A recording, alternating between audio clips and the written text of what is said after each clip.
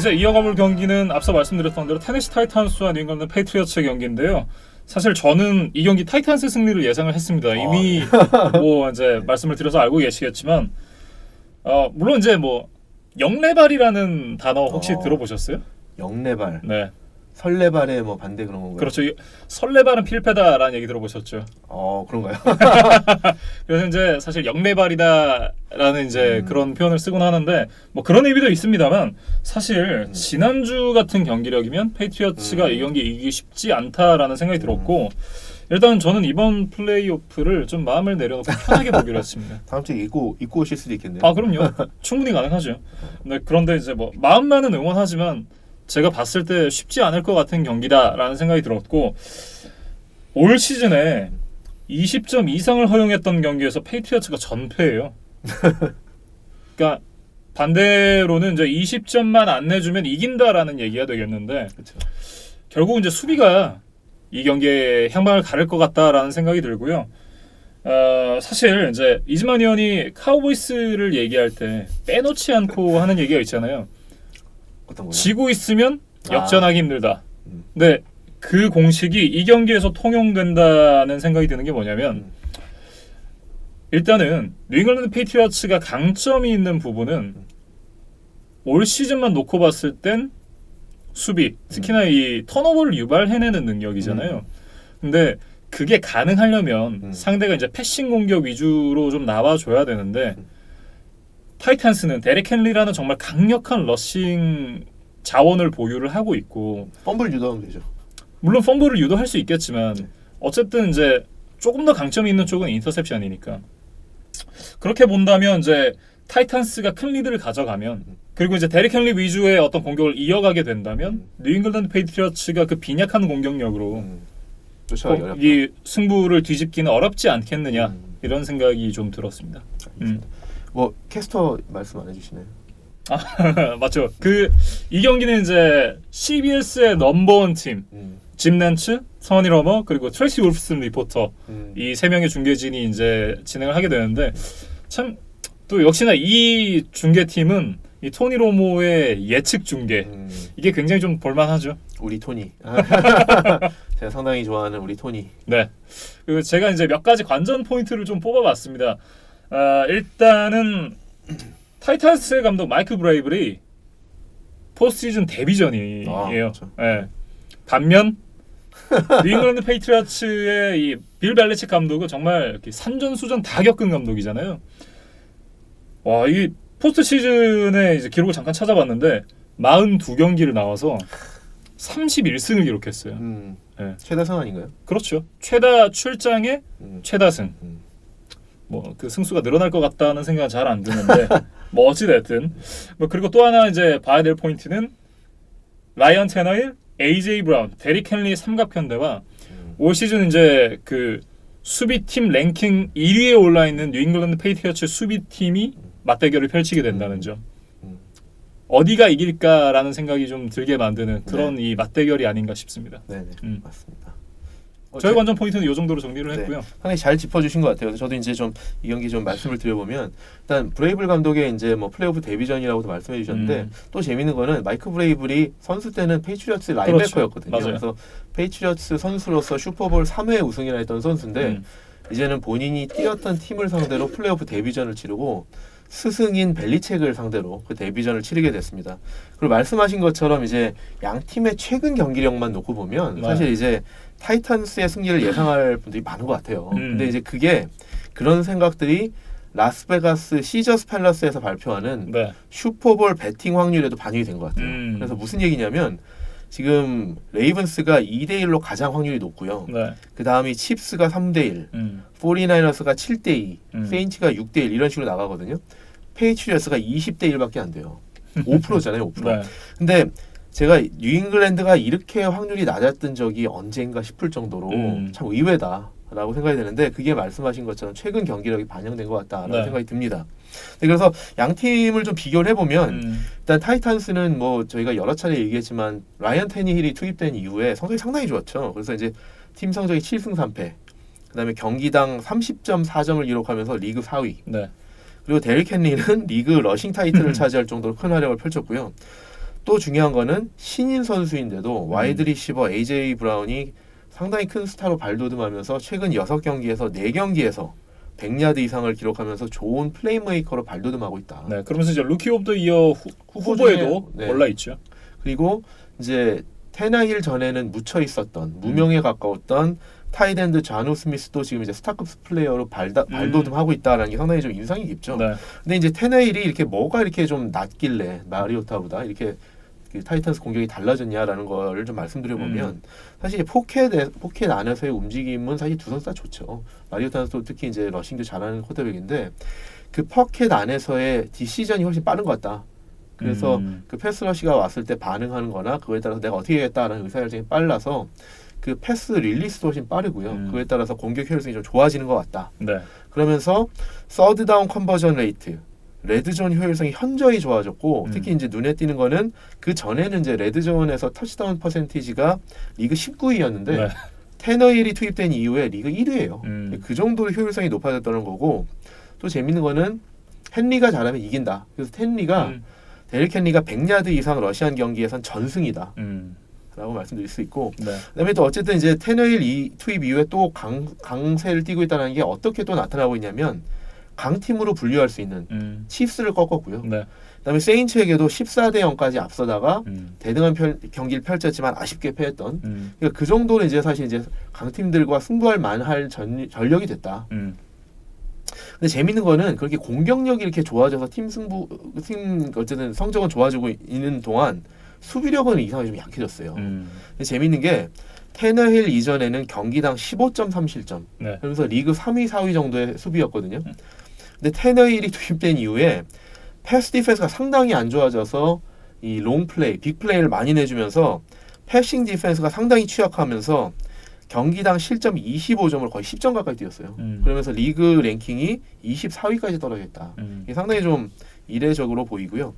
반면에 이제 페이트리어스를 좀 보면 페이트리어스는 뭐 시즌 초반에 8승 무패, 네. 뭐 거칠 것 없는 그런 행보를 보였죠. 그러면서 특히 역대급 수비다.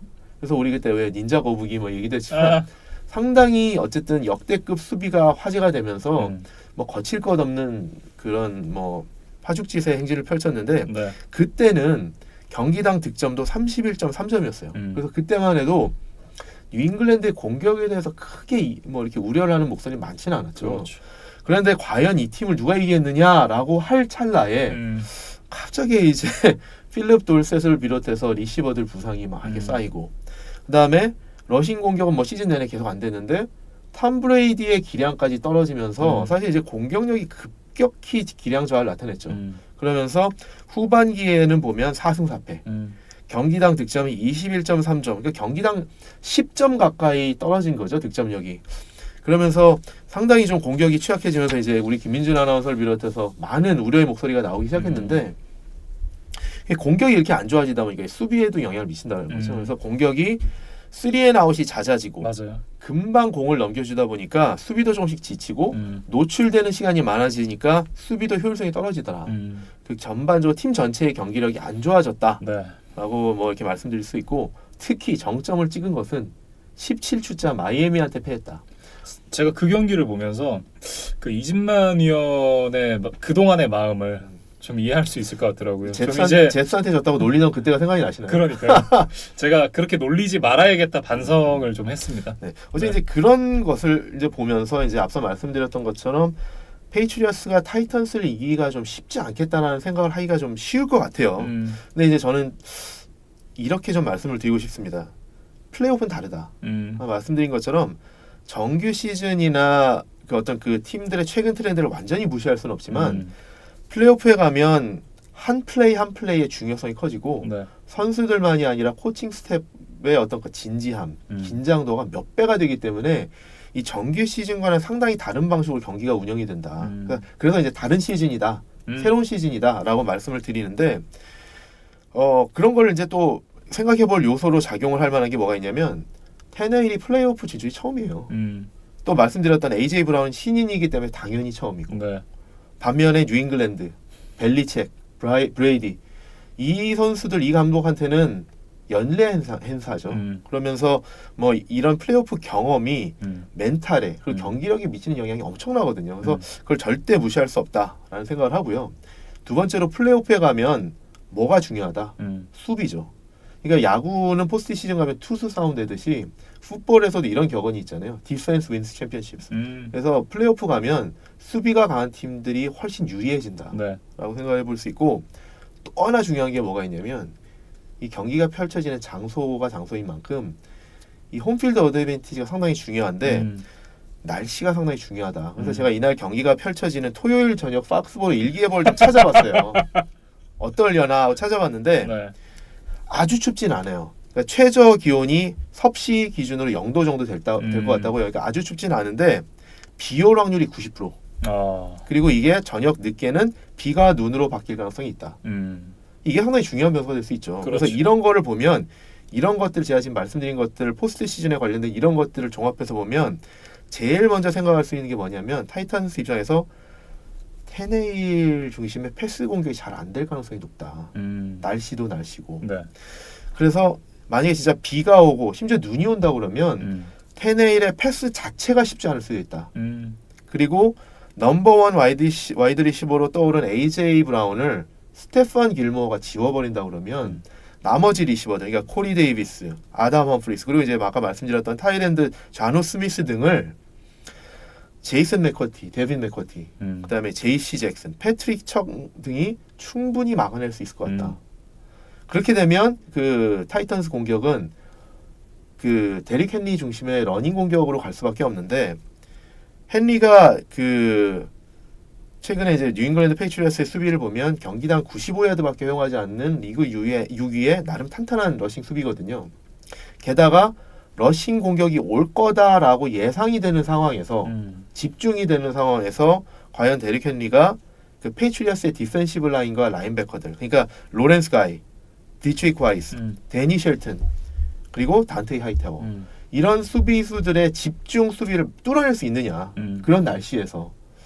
그래서 이런 부분들이 저는 상당히 좀 중요한 포인트라고 생각이 되고, 이렇게 되면 아무래도 타이탄스가 공격을 잘 하더라도 평소보다 득점력이 떨어질 거다. 그렇게 되면 사실 페이트리어스 공격도 해볼 만해질 수 있다. 왜냐하면 진짜요? 왜냐하면 아까 말씀드린 것처럼 타이탄스가 최근에 그 아까 말씀드렸던 것처럼 시즌 초반에 그 좋은 수비와 달리 후반기에 수비가 24위까지 떨어진 데는 패싱 디펜스 세컨더리가 상당히 취약하거든요.